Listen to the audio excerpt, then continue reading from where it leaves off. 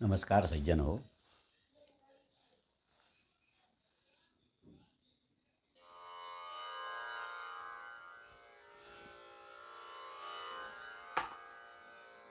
आज बऱ्याच दिवसांनी भेटीचा योग आला आहे.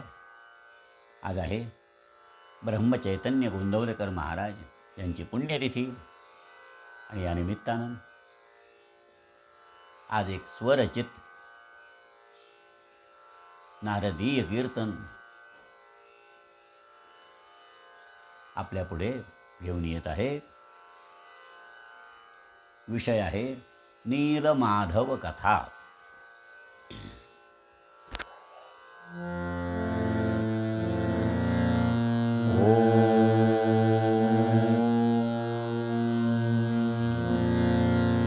श्रीमन्महागणाधिपतये नमः. श्रीसरस्वत्यै नमः. श्रीगुरुभ्यो नमः. स जयति सिन्धुरवदनो देवो यत्पादपङ्कजस्मरणौ वासरमणिरिव तमसां राशीन्नाशयति विघ्नानाम्.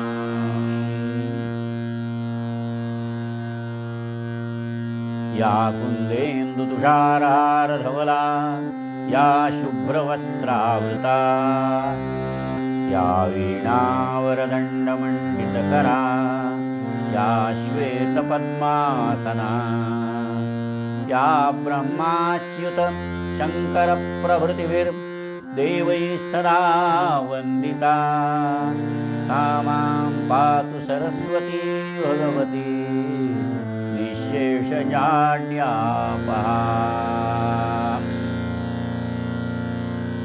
गुरुर्ब्रह्मा गुरुर्विष्णुः गुरुर्देवो महेश्वरः गुरुः साक्षात् परब्रह्म तस्मै श्रीगुरवे नमः. मूकं करोति वाचालं पङ्गुं लङ्घयते गिरिं यत्कृपातमहं वन्दे परमानन्दमाधवम्. अगाजी विश्वैकधामा तुझा प्रसाद चंद्रमा करू मज पौर्णिमा स्फूर्तीची. कुंडलिक वरदा हरी विठ्ठल श्री ज्ञानदेव तुकाराम गोपाल कृष्ण महाराज की जय.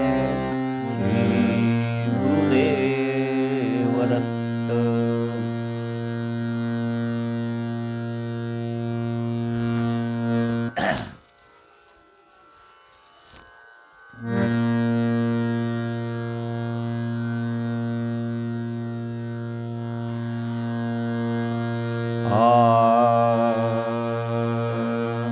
जय जय राम कृष्ण हरी हरी.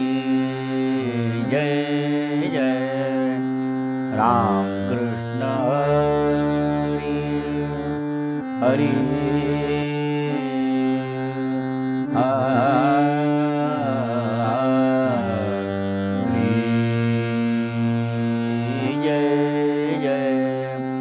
राम कृष्ण हरी.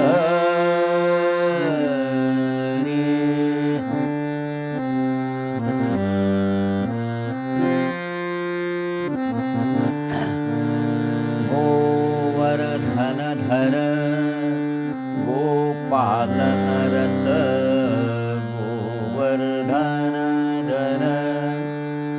गोपालनरत गोकुल संक संकट हारी गोकुल संकट हारी हरी जय जय राम कृष्ण हरी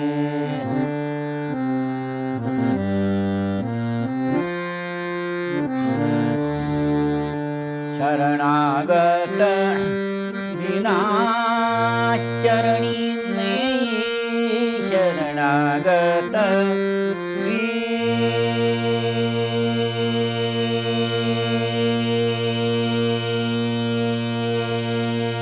दीना दीना दीना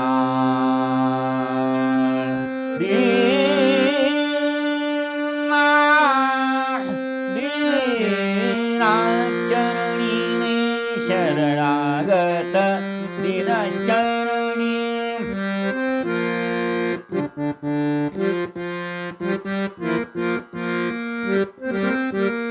शरणागत दीनाचरणी करुणा दृष्टि निहारी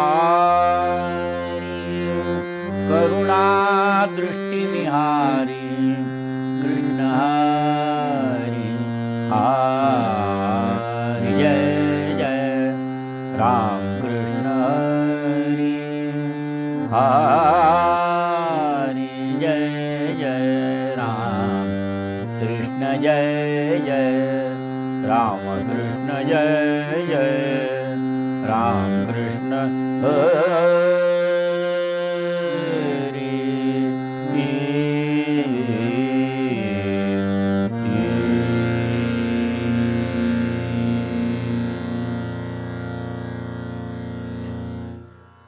आना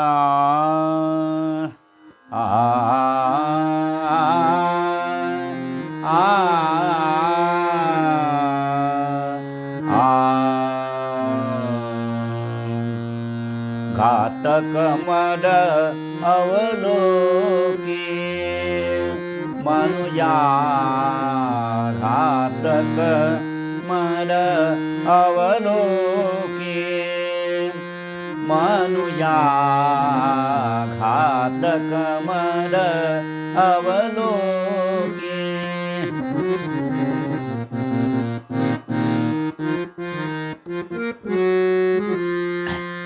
मनुजा मनुजा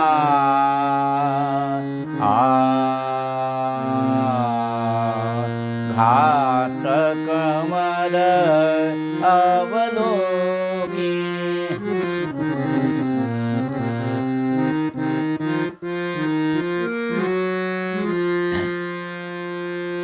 धन बल गर्वे दशाननादिक धन बल गर्वे दशाननादिक झाले नष्ट विलोकी विलोकी झाले नष्ट विलोकी मनुजा घातक मद अवलोकी मनुजा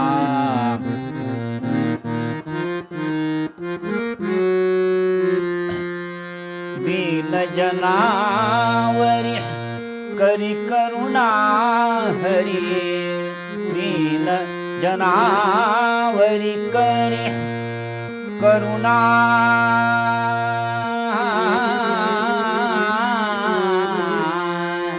करुणा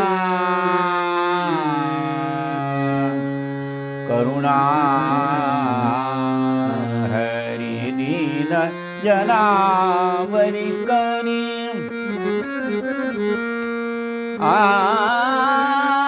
करुणा करुणा हरी दीन जनावरी करी करुणा हरी जैसे माय स्वतोकी मनुजा जैसे माय स्वतोकी मनुजा मनुजा घातक मद अवलोके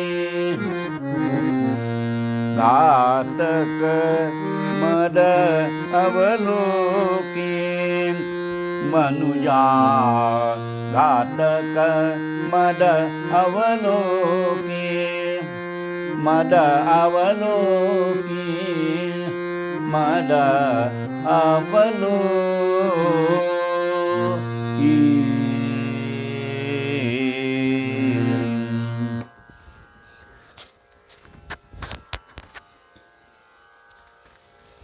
दीन असं टोपण नाव धारण करणारे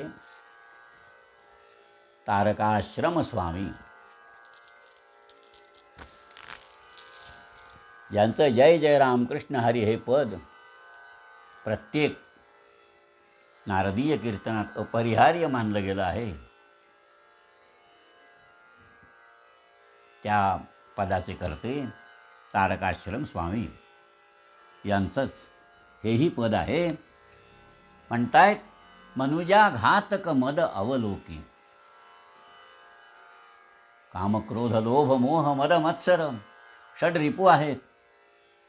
त्यांच्या अधीन जे होतात ते दैत्य आणि त्यांना स्वाधीन करून त्यांच्या सहाय्यानं त्यांना आपले दास बनवून जे स्वहित साधतात ते संत हे पूर्णत्वाकडे निघालेले पूर्णत्वाचे प्रवासी असतात. हे मनुजा या सगळ्या विकारांकडे लक्ष दे. घातक मद अवलोकी. या विकारामधला जो मद आहे, अहंकार आहे, गर्व आहे, तिकडे लक्ष दे. या मद नावाच्या विकारामुळे, अहंकारामुळे, गर्वामुळे मोठे मोठे लोक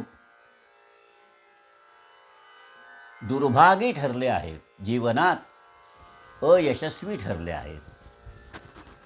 धनाचा गर्व, बलाचा गर्व, ताकदीचा गर्व. अरे दशानन म्हणजे रावणासारखे झाले नष्ट विलोकी. नष्ट झाले, नष्ट. मना सांगपा रावणा काय झाले, अकस्मात ते राज्य सर्वई बुडाले. म्हणून कुणी वासना सांडी वेगी, बळे लागला काळ हा पाठीला.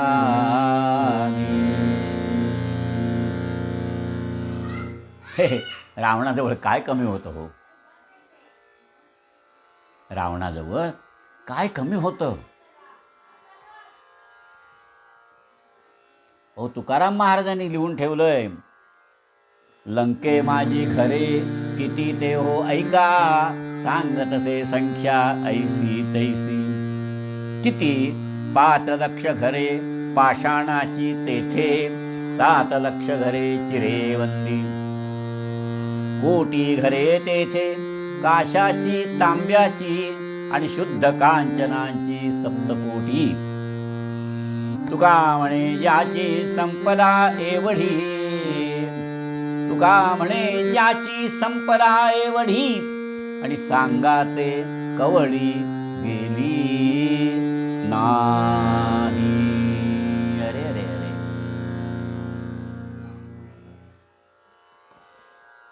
देवा भगवंता परमेश्वरा दीन जनावरी करी करुणा हरी. दीन इथे शब्द 2 अर्थाने वापरला आहे.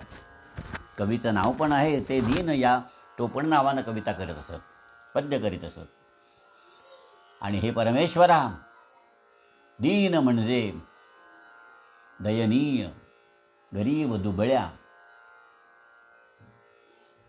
असहाय्य अशा आम्हावर कृपा कर, करुणा कर, करुणाधर, आणि आमचं कल्याण कर. कसा? जैसी माय स्वतोकी. आम्ही तुझीच लेकर आहोत. लेकर तर तुझीच आहोत. मग समजा आमच्या हातून काही चूक झाली, अपराध झाला, तर जैसी माय स्वतोकी, स्व म्हणजे स्वतःच आणि तोक म्हणजे मुलगा. कितीही मुलगा वाईट असला, मुलं वाईट असली तरी आई त्यांना क्षमा करते, माफ करते. तसं आमच्यावर करुणा कर, तू करुणाघन आहेस आणि आम्हाला या मोहातून सोडव आणि आमचं कल्याण कर. श्रोते हो, कोणत्याही संख्येला गुणिले शून्य केलं तर काय होतं? उत्तर शून्य येतं. कोणत्याही कितीही मोठ्या संख्येला गुणिले शून्य केलं तर उत्तर शून्य येतं. आणि तद्वतच कितीही मोठा मनुष्य असला, कोणत्याही दृष्टीने मोठा असला, असा मनुष्य त्याला गर्व झाला की त्याची किंमत शून्य होते, शून्य होते. अगावे दवीत जरी जाहला, माते नेणता वाया गेला. धान्य कण सांडोनी निवडिला, कोंडा जैसा.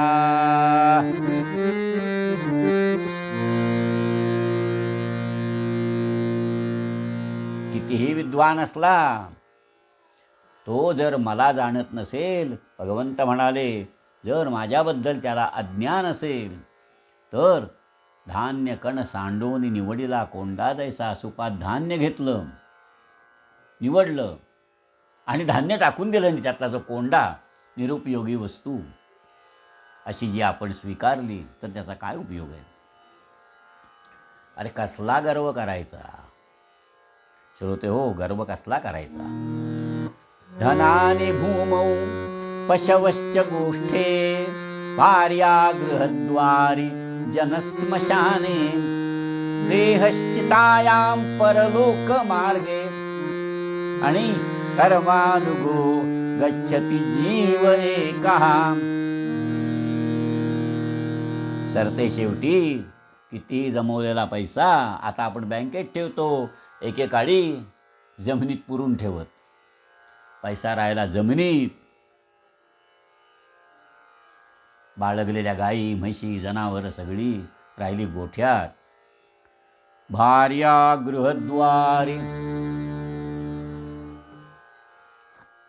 पत्नी कुठपर्यंत पाठवून येते? दरवाजापर्यंतच. शेवटच्या क्षणी, अंत्यक्षणी फक्त दरवाजापर्यंत येते. बरे, जो माझा देह माझा देह माझा देह माझा माझा माझा आपण म्हटलं, देह रक्षणाकारणे यत्न केला, परी शेवटी काळमुखी निमाला. तो देह तरी किती आपल्याबरोबर येतो? तो देह परलोक मार्गे, देहश्चितायाम परलोक मार्गे, चितेपर्यंत ही लाकडं रचलेली असतात. कशासाठी? दहन करण्यासाठी. तिथपर्यंतच येतो. आणि कर्मानुगो गच्छति जीव एकः, बरोबर येतात ती कर्म बरी वाईट केलेली असतील ती. तेवढा विचार करण्यासारखं सुभाषित आहे हो. काय मनुष्य नुसता असं समजतो की माझ्याशिवाय जगात काही चालणारच नाही. अनंतपंडी म्हणाले, मी मोठा शहाणा, परंतु गर्वभार हा वाहू नको.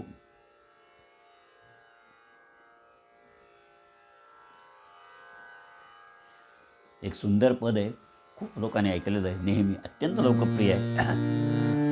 रे तुझ्या वाचून काही, क्या बात आहे, येतले काय लिहिलंय हो, अडणार नाही रे तुझ्या वाचून काही, येतले अडणार नाही रे तुझ्या वाचून दुनिया, ओसही पडणार नाही रे तुझ्या वाचून दुनिया, ओसही पडणार नाही रे तुझ्या वाचून काही, येतले अडणार नाही. गर्व तव हा व्यर्थ कायमी केले असे, चोच देई पाखराना तोच चारा देतसे एकही घरटे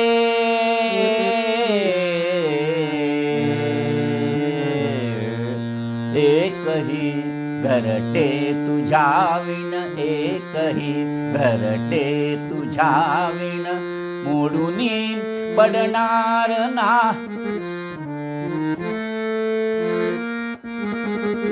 एकही घरटे तुझ्या विण मोडूनी पडणार नाही रे तुझ्या वाचून दुनिया ओसही पडणार नाही रे तुझ्या वाचून काही येथले अडणार नाही. काय कवी लिहित आहेत? तानसेना वाचुनी किंवा क्या बात आहे सदा रंगाविना. केवढी मोठी नाव आहे तो.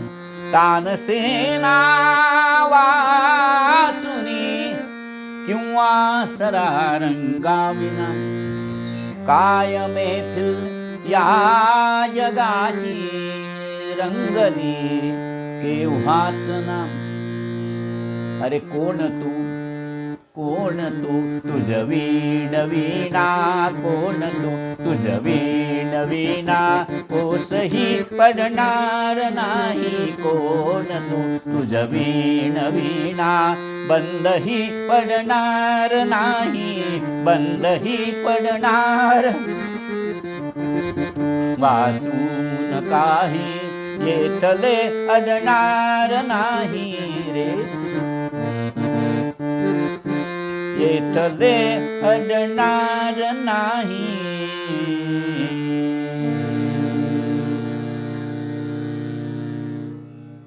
ओ शिवाजीराजे किल्ला बांधत होते.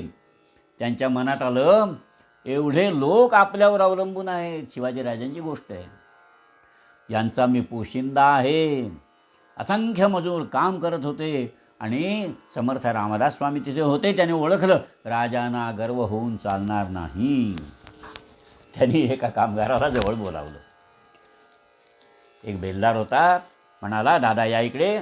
समर्थाने त्याला सांगितलं हा दगड इथं दगड दिसतोय ना हा फोड बघूया. त्याने हातातली सुतळ घेतली त्या दगडावर मारली.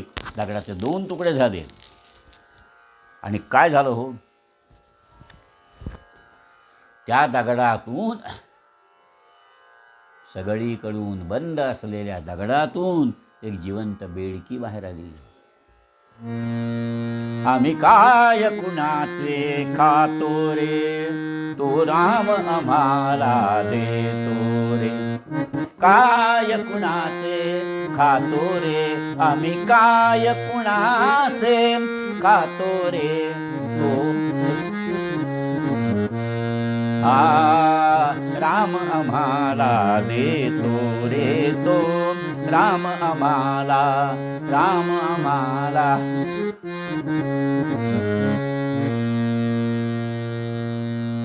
खडक फोडिता सजीव बेडकी सर्वांनी पाहिली रोडकी सिंधू नसता तियेचे मुखी आणि पाणी कोण घालितो.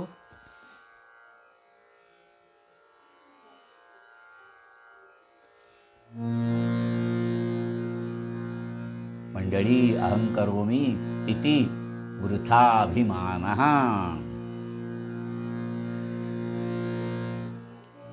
आमची माऊली म्हणाली चित्ती अहंतेचा ठावो जिभे सकल शास्त्रांचा सरावो बरी कोडी जन्म पावो न पाविजे माझे.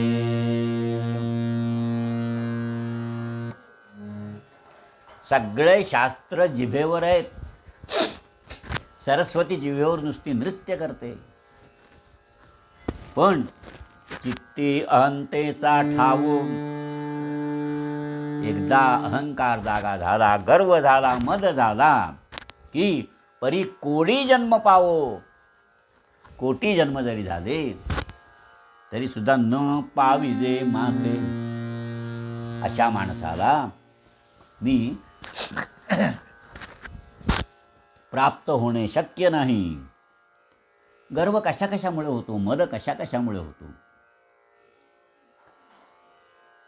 सुभाषितकारांनी यादी केली आहे. कुलम वित्तम श्रुतम रूपम शौर्यं दानं तपस्तथा प्राधान्येन मनुष्याणां सप्तैते मदहेतवः. या 7 गोष्टी मद निर्माण करतात, अहंकार निर्माण करतात, गर्व निर्माण करतात. मी अमुक कुळात जन्माला आलो आहे, माझ्याकडे एवढे पैसे आहेत, मी एवढा विद्वान आहे, मी एवढा शूर आहे, माझ्यासारखा दानशूर कोणच नाही. पण सुभाषितकार धनाने अंधत्व पावलेल्या मूढाला म्हणतात, अरे जरा विहिरीवरच्या त्या पायरहाटाकडे बघ. पायरहाट म्हणजे काय?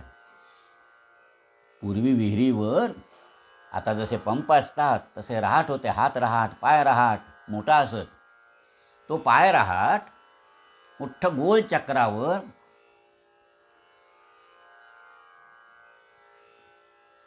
माळा बांधलेल्या असत, मडकांच्या माळा, मडकी बांधलेली असत. आणि ज्यावेळी एका बाजूची मडकी खाली पाण्यात बुडत असतील, वर येत असतील, भरून येत असतील, त्याच वेळी वर जी भरून आलेली मडकी असतात ती रिकामी होत असतात. पाण्याचे लोटे ज्यावेळी पाण्याने ओसंडून वाहत असतात त्याचवेळी काही क्षणापूर्वी भरलेली मडकी रिकामी होत असतात.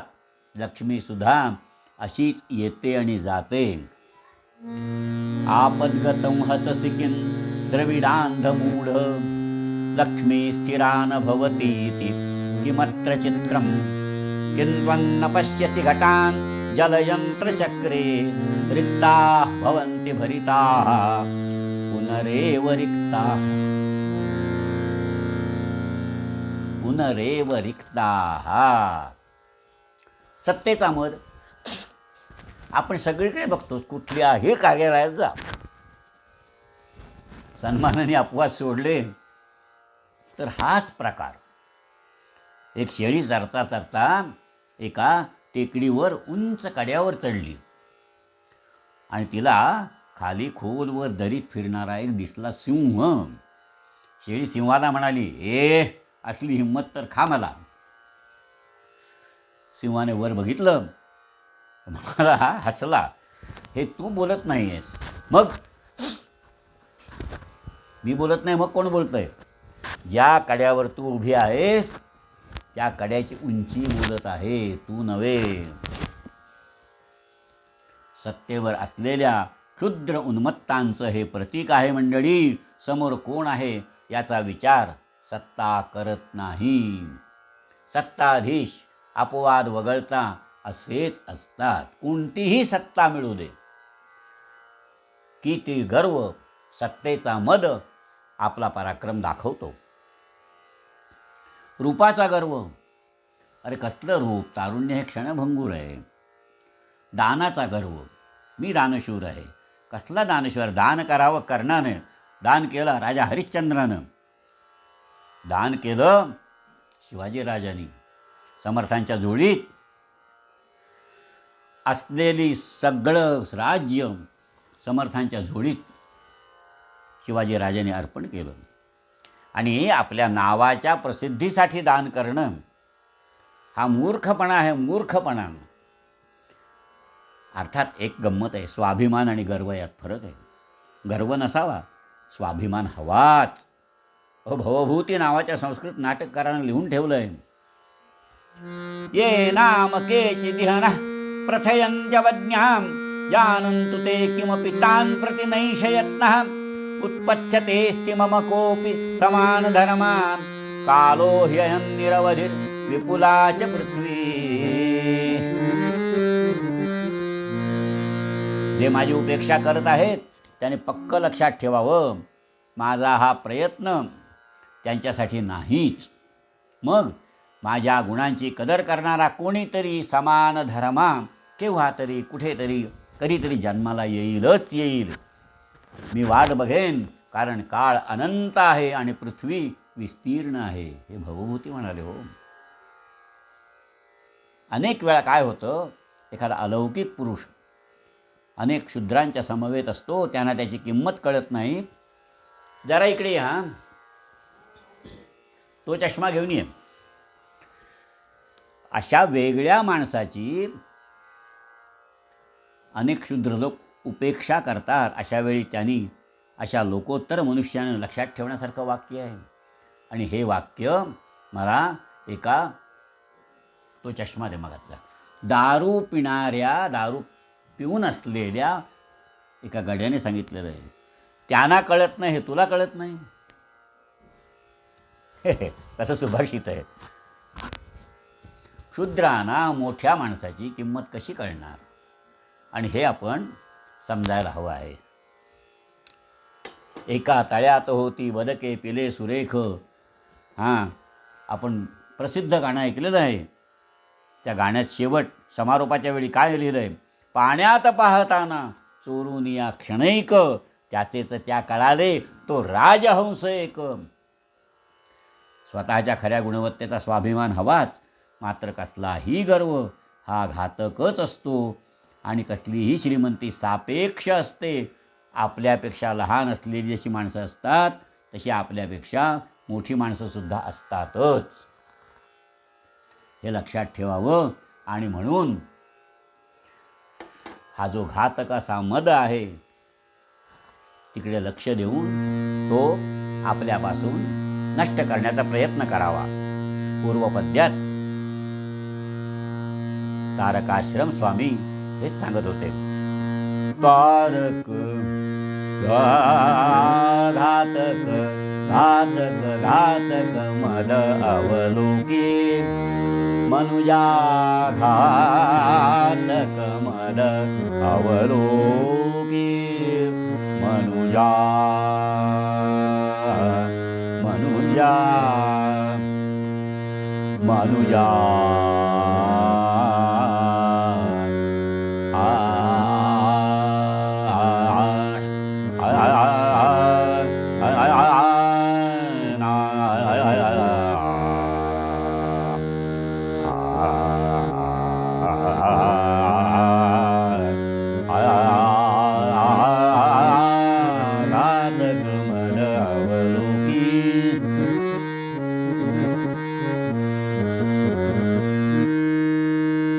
जनावरी करी करुणा हरी, दीन जनावरी करी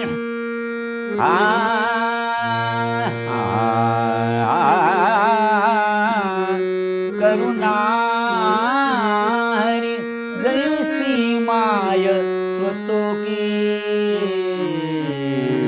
घातक मद अवलोकी, मनुया घातक मद अवलोकी, मनुजा घातक मद अवलोकी, मद अवलोकी, मद अवलोकी.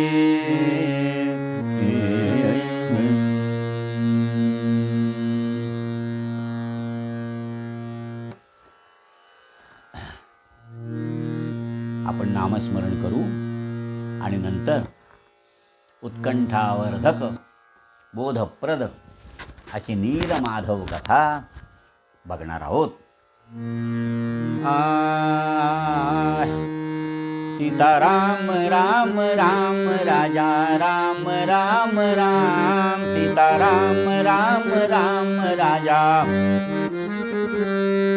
सीताराम राम राम राजा राम राम राम, सीताराम राम राम राजा राम राम राम, सीताराम राम राम राजा राम राम राम, सीताराम राम राम राजा राम राम राम, राजा राम राम राम राजा राम राम राम. पुंडरीक वरदारी विठ्ठल, सीताकांत स्मरण जय जय राम.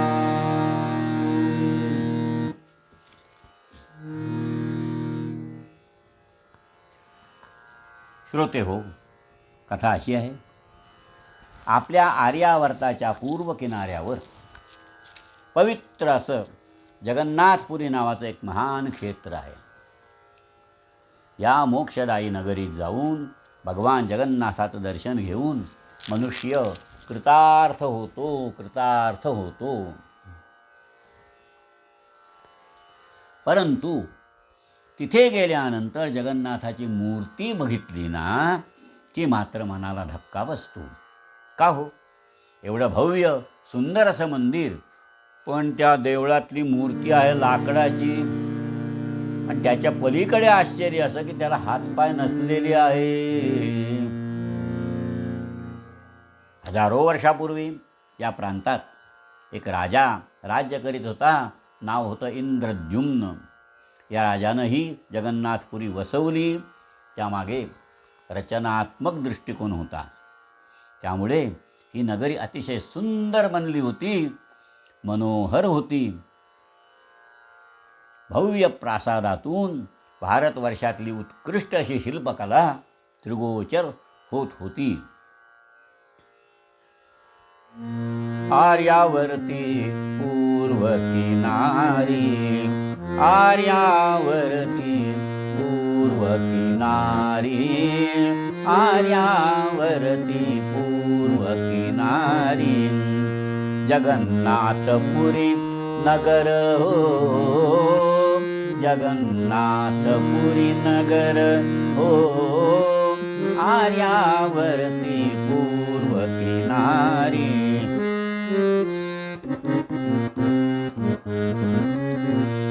मोक्षदायिनी कैसे ठरले, मोक्षदायिनी कैसे ठरले, ऐकवितो भक्तवर हो, आर्यावर्ती पूर्व किनारी, जगन्नाथपुरी नगर हो, आर्यावर्ती, आर्यावर्ती, आर्यावर्ती पूर्व किनारी.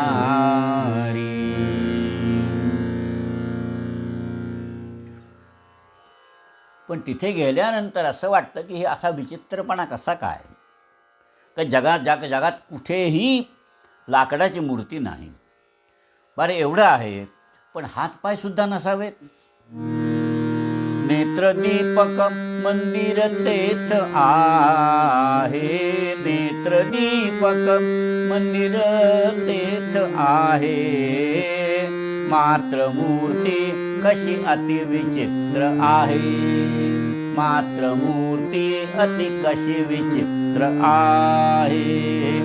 नेत्रदीपक मंदिर तेथ आहे,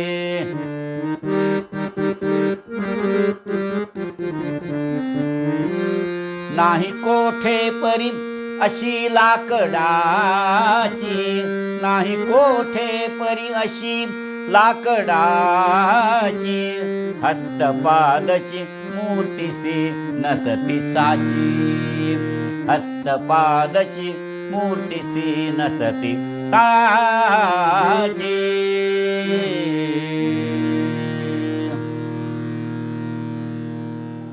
इंद्रद्युम्ने नगरी वसविली अतिसुंदर विस्तीर्ण, इंद्रद्युम्ने नगरी वसविली अतिसुंदर विस्तीर्ण, प्रासाद इथे देती साधते, प्रासाद इथे देती साधते, शिल्पकारीची खूण. राजाला वाटलं एवढी नगरी वसवली, आता एक सुंदर मंदिर बांधूया. मंदिर असं असावं की ती उत्कृष्ट कलाकृतीचा नमुना व्हायला हवा. त्या काळातले लाखो रुपये खर्च करून मंदिराच्या बांधकामाला सुरुवात झाली. गावोगावच्या उत्कृष्ट शिल्पकारांना बोलावलं, सूचना दिल्या, आणि मंदिर अतिसुंदर व्हायला हवं, उत्कृष्ट व्हायला हवं, अद्भुत व्हायला हवं. आदेश दिले आणि शिल्पकारांचे तांडेचे तांडे रात्रंदिवस तहानभूक विसरून कामाला लागले.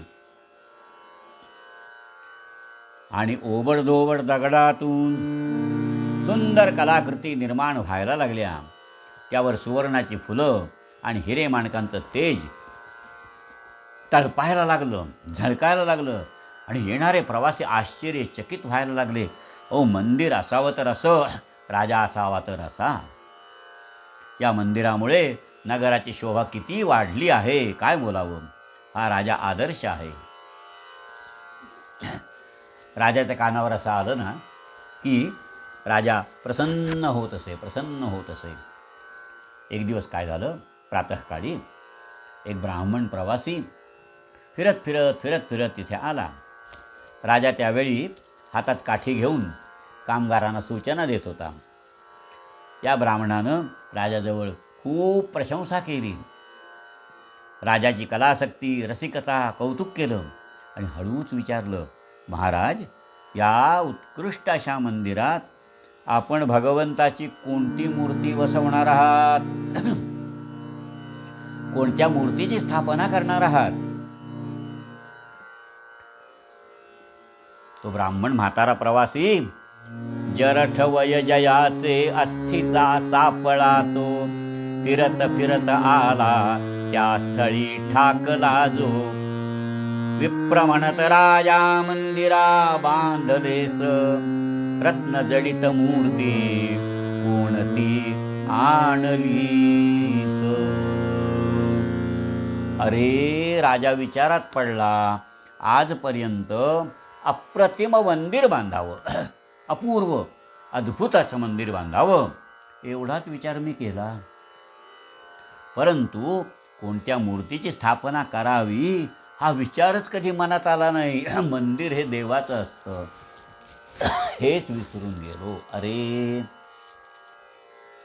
राजा विचारात पडला आणि त्याने मान्य केलं, कबूल केलं, माझी चूक झाली. विप्रा सांगू कसे वाचे, विप्रा सांगू कसे वाचे, मंदिर कुठल्या देवाचे. विप्रा सांगू कसे वाचे, विप्रा सांगू कसे वाचे, मला सांगायला तोंडच नाही. मंदिर कुठल्या देवाचे. कधी मम मनी नाही आले, कधी मम मनी नाही आले, कोणता देव इथे राहे. कधी मम मनी नाही आले, कोणता देव इथे राहे. जगीनच कोठेही असावे देऊळ, ऐसे बांधावे. मनी हे एवढेच साचे, मनी हे एवढेच साचे, विप्रा सांगू कसे वाचे. मंदिर कुठल्या देवाचे, विप्रा सांगू कसे वाचे.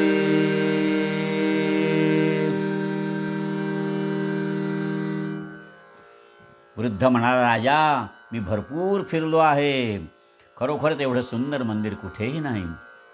या मंदिरात स्थापन करण्यासाठी एकच मूर्ती योग्य आहे. राजा म्हणाला, कोणती? ती म्हणजे नीलमाधवाची मूर्ती. परंतु ही मूर्ती मिळेल कुठे? वृद्ध ब्राह्मण म्हणाला, दूर नीलाचल पर्वतावरती मूर्ती आहे, त्या मूर्तीची त्या मंदिरात स्थापना कर. मी दर्शन घेऊन आलो आहे. मग या मंदिराची शोभा बघ, त्या तेजानं मंदिर झळकेल, तळपेल. रत्नं समागच्छति कांचनेन. शोभून दिसेल येथे मूर्ती ती नीलमाधवाचीच. शोभून दिसेल तेथे मूर्ती ती नीलमाधवाचीच. नीलाचल पर्वती ती आहे ऐसेच येई कानीच.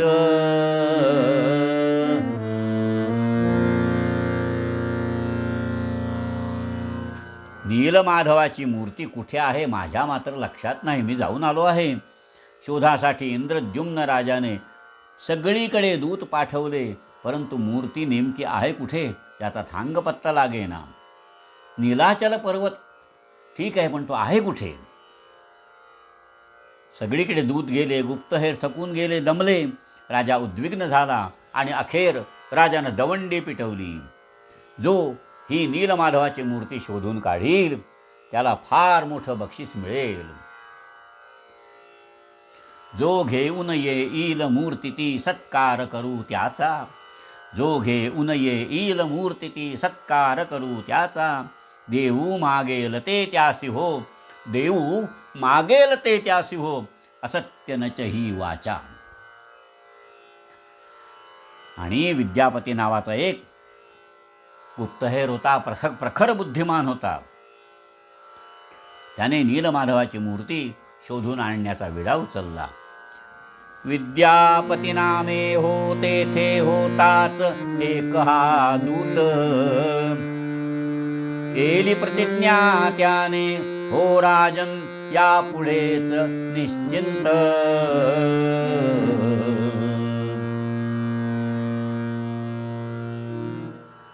विद्यापती फिरत फिरत फिरत योगायोगानं नीलाचल पर्वताजवळ आला आणि त्याला तिथे भिल्ल समाजाचे लोक राहिले दिसले. शबर भिल्ल राहत होते आणि शबरांच्या प्रमुखाला विद्यापतीने विचारलं, बाबा आपण एवढ्या प्रेमानं समाधानानं कसे काय राहता, याचं रहस्य काय? तो म्हणाला, ही नीलमाधवाची कृपा. विद्यापती म्हणाला, हा नीलमाधव आहे कुठे ते मात्र कुणालाच माहीत नाही, पण त्याची पूजा अर्चा तरी होत असेल ना. आहे आमचा विश्वावसू नावाचा सरदार आहे, तो नीलमाधवाची पूजा करतो. ते स्थान मात्र त्याच्या व्यतिरिक्त कुणालाच माहीत नाही. विश्वावसू सरदार तयांचा पूजा करी गुप्तपणे. विश्वावसू सरदार तयांचा पूजा करी गुप्तपणे. शीघ्र कोपितो पुसेन कोणी. शीघ्र कोपितो पुसेन कोणी. काहीही अधिक उणे. आता विद्यापतीने काय केलं, शोधत शोधत त्या विश्वावसू सरदाराच्या घरी जाऊन पोहोचला. विद्यापती गेला गृही त्याच्या. विद्यापती गृही गेला. विद्यापती गृही गेला त्याच्या. कन्या श्यामलवर्णी ओ कन्या श्यामलवर्णी. वर्धिष्णू यौवने भुलविले. वर्धिष्णू यौवने भुलविले. वरले त्या दोघांनी ओ वरले त्या दोघांनी. विश्वावसूच्या घरी शोधत शोधत विद्यापती गेला, पोहोचला. त्याला कळलं विश्वावसू घरी नाही, पण त्याची कन्या घरात होती, बाबांची वाट बघत होती. मुलगी होती श्यामलवर्णी, पण तिच्या नेत्रात एक विशेष चमक होती. विद्यापती रसिक होता आणि त्याचे नागरी शिष्टाचार बघून ती सुद्धा त्याच्याकडे आकर्षित झाली. विश्वावसू घरी आला, त्याला सुद्धा पाहुणा आवडला. त्याने आदराने विद्यापतीला ठेवून घेतलं. विद्यापती तरुण होता, शबरकन्या तरुण होती. दोघं एकमेकांकडे आकर्षित झाली. प्रेमांकुर रुजला, वाढला आणि दोघांनी परस्पराशी विवाह करण्याचं आणि निर्णय घेतला. प्रेमांकुर तुझला रुजला. प्रेमांकुर तुझला रुजला. दोघांचा उरला निश्चय दोघांचा ठरला. निश्चय दोघांचा ठरला. प्रेमांकुर रुजला रुजला. प्रेमांकुर रुजला रुजला. दोघांचा ठरला. निश्चय दोघांचा ठरला. तरुण मनेही मोहित झाली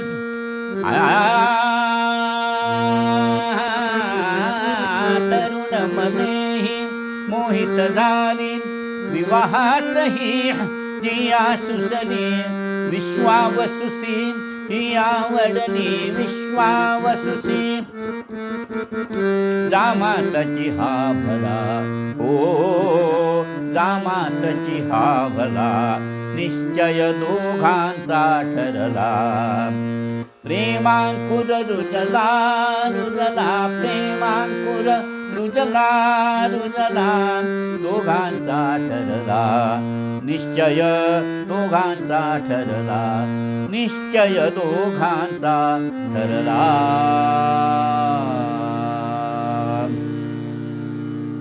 आणि एक दिवस शबरकन्येला विद्यापतीने विचारलं, हळूच विचारलं, तुझे बाबा रोज भल्या पहाटे न चुकता कुठे जातात?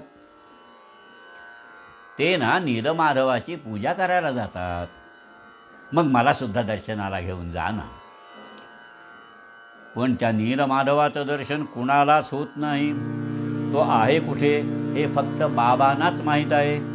आणि सगळ्या शबरांच्या वतीनं ते एकटेच रोज पूजा करतात. सगळा शबर समाज ज्या देवाबद्दल प्रेम बाळगतो, भक्ती करतो, त्या नीलमाधवाचं दर्शन तू मला करून देणार नाहीस? दर्शन दुर्मिळ आहे म्हणून तर मला जास्त ओढ लागली आहे. तुझे बाबा किती प्रेमळ, ते तुझा शब्द नक्की मोडणार नाहीत. सांगून बघ ना. नीलमाधवा कुठे ठेविले पूजा कैसी करीती? नीलमाधवा कुठे ठेविले पूजा कैसी करीती? गुप्त जागी ठेवियाला ताते, गुप्त जागी ठेवियाला ताते, कुणास सांगे नाती.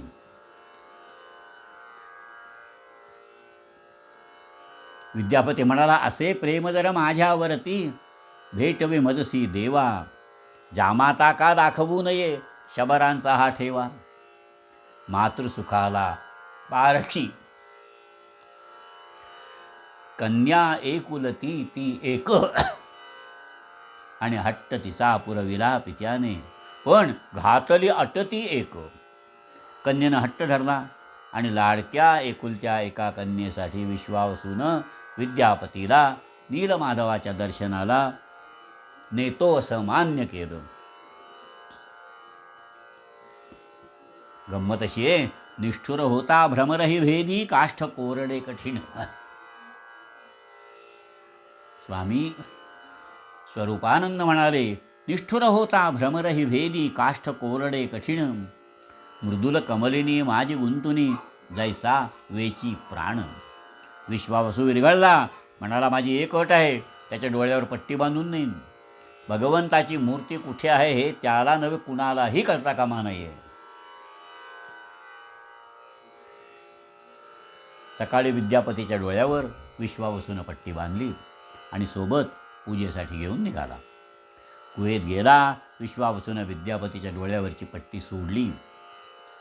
पण विश्वावसूला माहीत नव्हतं, कल्पनाही नव्हती, मागून येणाऱ्या विद्यापतीच्या खिशात त्याने मोहरी भरून घेतलेली होती, मोहरी राई, आणि तो ती रस्त्याच्या कडेनं टाकीत पेरीत चालला होता.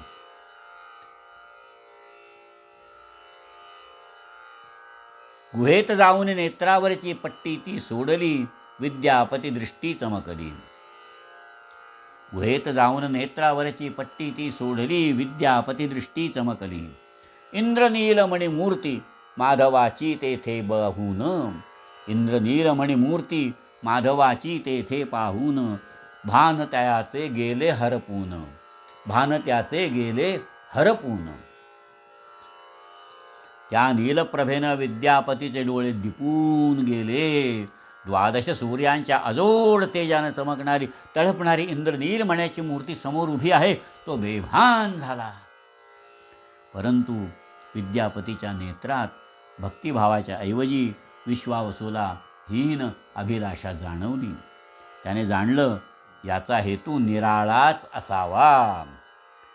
विद्यापतीस करी बंद तिथे गुहेत, कन्या करी सतत शोध फिरे वनात, हिंडे अरण्य विरहे करी साधनावा, विद्यापतीस विनवी न च ज्ञात कावा, हस्ती तुझ्या अतिसुखे मम हस्त घ्यावा, येथेच रे तुझ प्रति मज ठाव द्यावा.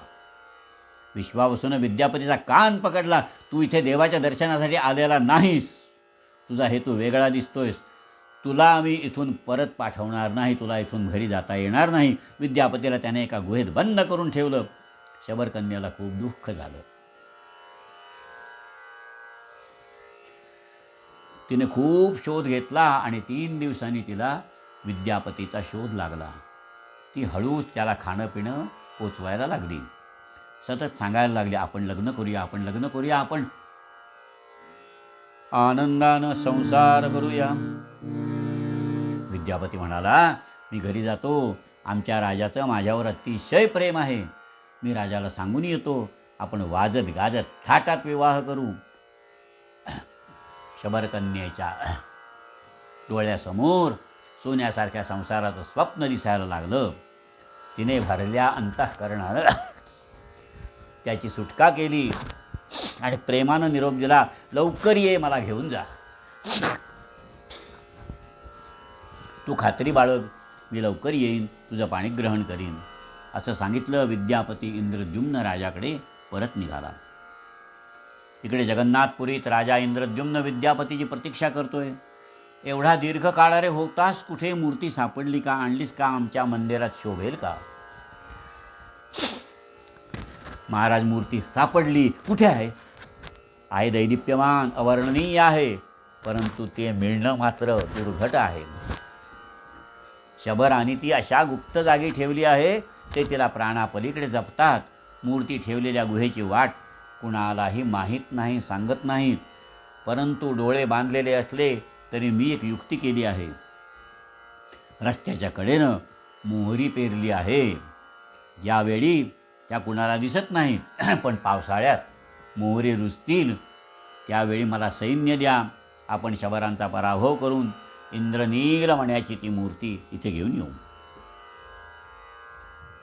पावसाळा सुरू होईपर्यंत वाट बघितला आणि नंतर इंद्रद्युम्न राजा सैन्यासह शबरवस्तीवर चाल करून गेला. मोहरीची रोपं आता दिसायला लागली होती. त्याचा मागोवा घेत घेत राजानं गुहेपर्यंत जाऊन गुहेला वेढा घातला, आत प्रवेश केला. परंतु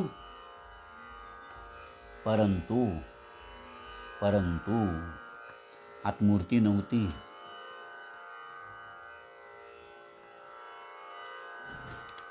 देव अंतर्धान पावला होता.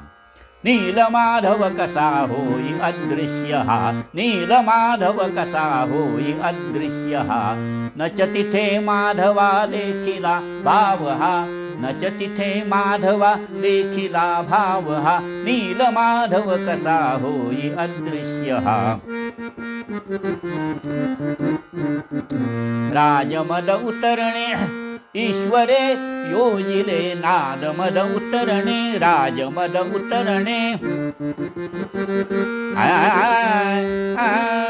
राजमद उतरणे ईश्वरे योजिले, देवानच कधी हाती येना बळे, देवहानच कधी हाती येना बळे, नीलमाधव कसा होई अदृश्य हा, होई अदृश्य हा, होई अदृश्य हा. राजा उदास झाला. इंद्राने सुद्धा मत्सर करावा असं मंदिर बांधलं, पण मंदिरात मूर्ती नाही. इंद्रद्युम्न सागर तीरावरी बसला चिंता करीत, रावळ कैसे रिक्त ठेवणे आले मम दैवात. राजा तुझी आपाशी आहे भावाचाच अभाव. आकाशवाणी झाली. राजा तुझी आपाशी आहे भावाचाच अभाव, अहंकार उन्मत्तपण नसे देवाचाच स्वभाव. मंदिरात स्थापने देव हा, वस्तू नव्हे रे स्वस्त मस्तकी देवाची रे मूर्ती. वस्तू नव्हे रे स्वस्त मस्तकी देवाची रे मूर्ती. मंदिरात स्थापने देव हा, सर्वा देतो स्फूर्ती. भूकमात्र मज भावाची रे, भूकमात्र मज भावाची रे, मिजास नच मज भावे, भक्तीने मज खेचून घ्यावे, हे कुणी नच विसरावे. अरे वाटावे देवास तुझकडे, काय वाटावे? आपण होऊन यावे. वाटावे देवास तुझकडे, आपण होऊन यावे. भावभक्तीने माझ्यासाठी शतयज्ञासी करावे. राजा, तू अहंकाराच्या बळावर मला नेऊ पाहत होतास. इंद्रद्युम्न राजाला दृष्टांत झाला आणि म्हणून मूर्ती अदृश्य झाली. शबरांचा भाव तुझ्याजवळ नाही. अरे एखाद्या वस्तू संग्रहालयात एखादी वस्तू ठेवावी, तशी तू माझी मूर्ती तू बांधलेल्या मंदिरात ठेवणार होतास. अहंकार आणि मिजाज यांच्या बळावर जर तू मला नेऊ पाहत असशील तर मी कधीसुद्धा येणार नाही. राजा म्हणाला, देवा मग मी करू तरी काय सांगा. राजा, जगन्नाथ जर तुझ्या मंदिरात यायला हवा असेल तर तुझ्या वैभवाचा वापर असा कर, श्रद्धाहीन भक्तिहीन लोकांना परमेश्वराबद्दल प्रेम वाटेल असं काहीतरी कर. ते भव्य मंदिर वर्षानुवर्ष मूर्ती वाचून राहिलं. इंद्रद्युम्न राजाने 100 यज्ञ केले आणि यज्ञ काळात राजाला दृष्टांत झाला. या आठवड्यात समुद्रकिनारी एक लाकडाचा उंडका वाहत येईल, त्यावर शंखचक्र गदा पद्म यांच्या आकृती असतील. ही लाकडाची मूर्ती तू घरी आण. रात्री माझी राया असे स्वप्न पडले, किनाऱ्यावरी लाकूड एक आले. स्वप्नी त्यासी दृष्टांत दाहला असे, ओंडक्यासी दे मूर्ती रूप ऐसे. राजा, त्या लाकडाची मूर्ती बनव. शंखचक्र गदा पद्म चिन्हे त्या ओंडक्यावरी, देवासी खरोखरच देवासी लागले यावे, राजाच्या भक्तीच्या आवरी. क्या बात आहे. राजाचा संयम, कर्मयोग आणि बघितलं पुण्याचे संचन, बघितलं पुण्य साठवलेलं बघितलं आणि देव स्वतःच राजाकडे आला. खरोखरच एक मोठा लाकडाचा ओंडका समुद्रकिनारी सापडला. त्यावर शंखचक्र गदा पद्म अशी चिन्ह होती आणि राजानं वाजत गाजत ओंडका मंदिरात आणला. परंतु आता काय झालं, एकाही कारागिराचं एकही हत्यार ओंडक्यावर चालेना. काय झालं, लाकूड कैचे लोखंडची जण सुतार दमले सारे. अरे बापरे, लाकूड कैचे लोखंडचे जणू सुतार दमले सारे. हताश कारागीर सर्वही ऐसे का हो झाले. हताश कारागीर सर्वही ऐसे का हो झाले. ओठावर आलेला घास जाणार काय. काही दिवस गेले आणि एक वृद्ध कारागीर राजाकडे आला. त्याची दृष्टी अधू होती. म्हणाला, राजा, या ओंडक्याची मूर्ती मी घडवू का? मला 21 दिवस लागतील, परंतु माझी एक शर्त आहे. 3 आठवडे गर्भगृहाची दारं खिडक्या बंद राहतील. आता राजानं मान्य केलं. त्याचं नाव होतं अनंत सुतार. त्याने आपली सगळी हत्यारं घेतली, ओंडकाजवळ घेतला आणि देवळात गेला. त्याने खिडक्या दरवाजे लावून घेतले. एके दिनी पातला वृद्धसा कारागिर की तेथे, पाहून लाकूड म्हणेची मी रे, घडविन या मूर्ती ते. दृष्टीहीन कारागिर होता एकच शर्त तयाची, 21 दिन गर्भागारची बंद ठेवणे याची. अंतर्भागी बसुनी घडवुनी देईन मी मूर्तीला, अनंत नामे असे वृद्ध तो दाखवी दिव्य कलेला. लोकांनी राजाला वेडा ठरवलं. अरे, देवासाठी आणलेले दागदागिने, जड जवाहीर, रत्न, मंदिराच्या बांधकामात जडवली सोन्याची फुलं, हिरे तो अनंत कारागीर घेऊन गेला तर. 15 दिवस गेले आणि आता राजाला सुद्धा संशय यायला लागला. अहो, एखाद्या दगडावर सुद्धा सतत पाण्याची धार पडत असली तर दगडाला सुद्धा छिद्र पडतं. सगळेच संशय व्यक्त करायला लागले आणि राजाच्या निश्चयाला तडा गेला. त्याने आदेश दिला, मंदिराचे दरवाजे उघडा. दिन बरेच झाले, काही कुणासी कळेना, बाहेरही कधी तो कारागिरही येना. मंदिरातली ती स्वर्ण फुले नचनेई, जड जवाहीरही राजा शंका घेई. आणि काय झालं, दरवाजा उघडला दिवस 21 त्यासी थांबणे न साहवे, दिवस 21 त्यासी थांबणे न साहवे, संशयासी घेऊनी सेवकासी पाठवे, संशयासी घेऊनी सेवकासी पाठवे, द्वार उघडुनी पाहात नाही आत वृद्ध तो, दार उघडुनी पाहात नाही आत वृद्ध तो, दाग दागिने तसेच कोण हात लावितो, कोंडका तसाच तेथ मूर्ती अर्धवट असे, हस्तपाद नाही त्यास शिरची मात्र दिसतसे, पद अंगुली नाही हात, आणि दारू ब्रह्म जगन्नाथ, दरवाजा उघडला, खिडक्या उघडल्या, अनंत कारागिरात नव्हताच. अरे बरं, हिरे माणके जड जवाहीर सगळं जागच्या जागी होतं, आणि अर्धवट घडवलेली त्या ओंडक्याची मूर्ती होती. ओंडक्याला मस्तक होतं, डोळे होते, मुख होतं, पण हातपाय मात्र नव्हते. अनंतात विलीन झाला होता. आता मात्र राजाच्या अंगावर रोमांच उभे राहिले. प्रभो, माझ्या मंदिरातली मूर्ती घडवण्यासाठी आपण स्वतः आलात. मी करंटा, देवा मी तुला ओळखलं नाही. राजाचे नेत्र पाण्याने डबडबले. परत आकाशवाणी झाली, ऐसाच इथे मजसी स्थापन करी, काळजी न करू काही, पावन करी न सकला, जे येतील शरण मज न शंकाही.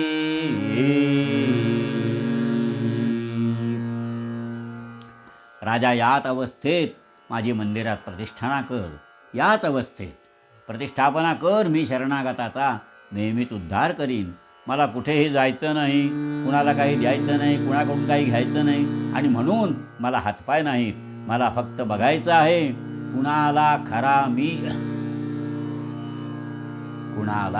खरा मी दिसत आहे का. श्रोते हो, इंद्रद्युम्न राजानं देवाचा आदेश मान्य केला. त्या लाकडाच्या ओंडक्यातून अर्धवट घडवली ती हातपाय नसलेली मूर्ती आपण बांधलेल्या त्या अत्यंत दिव्य भव्य सुंदर मंदिरात स्थापन केली.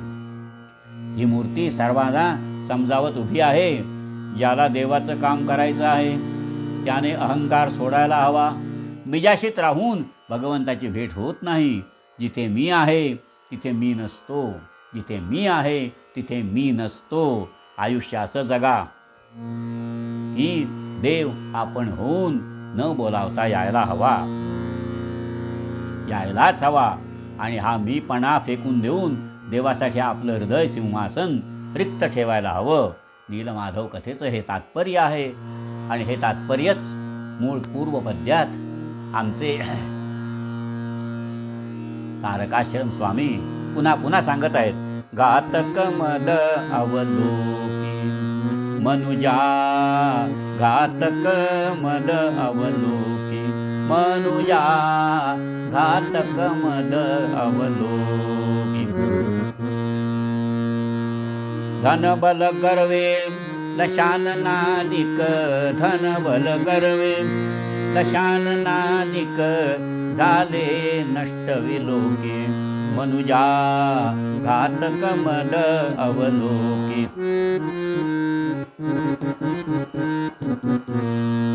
दीन जनावरी करी करुणा हरी, दीन जनावरी करी करुणा,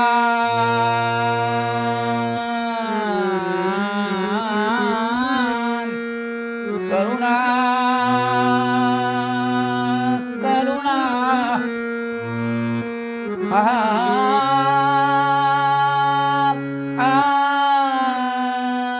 करुणा दीन जनावरी. जैसी माय स्वतोकी, जैसी माय स्वतोकी, घातक मद अवलोकी मनुजा, घातक मद अवलोकी मनुजा, घातक मद अवलोकी. हे चिरान देगा देवा तुझा विसरण व्हावा, गुण गायीन आवडी तेची माझी सर्व जोडी. न लगे मुक्ती धन धन संपदा संत संग रेगासरा तुका म्हणे गर्भवासी सुखे घालावे आम्हासी आकल्पायुष्य व्हावे तया कुळा माझी या विष्णुदासा भाविकासी कल्पनेची बाधा नहो कदा काळी ही संत मंडळी सुखी असो अंगाराचा वारा न लागो राजसा माझ्या विष्णुदासा भाविकासी नामा म्हणे तया असावे कल्याण या मुखी निधान पांडुरंग पांडुरंग पांडुरंग पांडुरंग